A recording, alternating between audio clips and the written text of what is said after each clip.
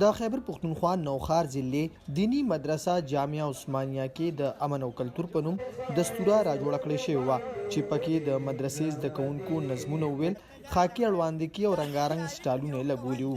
عبدالباسط چې د دغه مدرسې زده کوونکی دی وایي چې دغسې د غیر نصابي سرګرمو سره د مدرسو حوالې سره د سخت دریځۍ تړلې سوچ بدلیږي. همدې مونږ دا غواړو چې مولا زمونږ مولا چې کوم دی هغه ډاکټر هم جوړېدی شي، هغه انجینر هم جوړ شي، د وطن یو سپه سالار هم جوړېدی شي.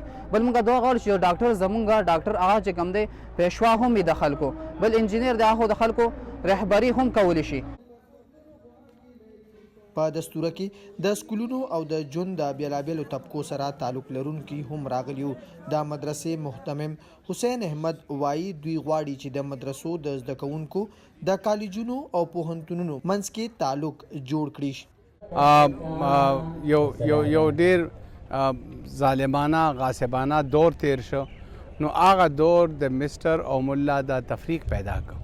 یقینا دا زموږ د قوم او د ملک په مفاد کې نه دی، لیکن بہرحال دی نو مونږه کوشش د دې خبرې کوو چې سکولونو سره، کالجونو سره، یونیورسټو سره مونږه مشترکه دا پروګرامونه وکړو او د هغې کې زموږ مقصد دا وي چې مونږ منځ کې چې کوم دا ګیپ دی، کمیونیکیشن ګیپ دی، چې هغه کمیونیکیشن ګیپ هغه مونږه ختم کړو.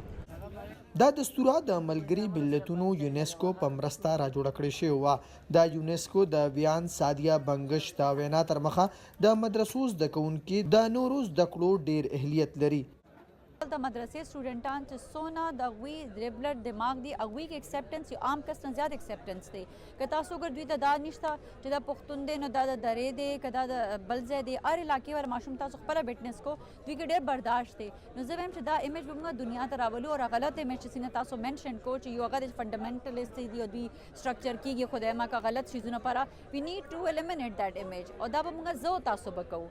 په خیبر پختونخوا کې په دینی مدرسو کې دغسې هلې ځلې ډېرې کمې لیدلې کېږي، خو په دې مدرسه کې وړاندې هم دغسې دستورې راجوړې کړې شوي دي. عظمت علي شاه، مشال ریډیو، نوخار.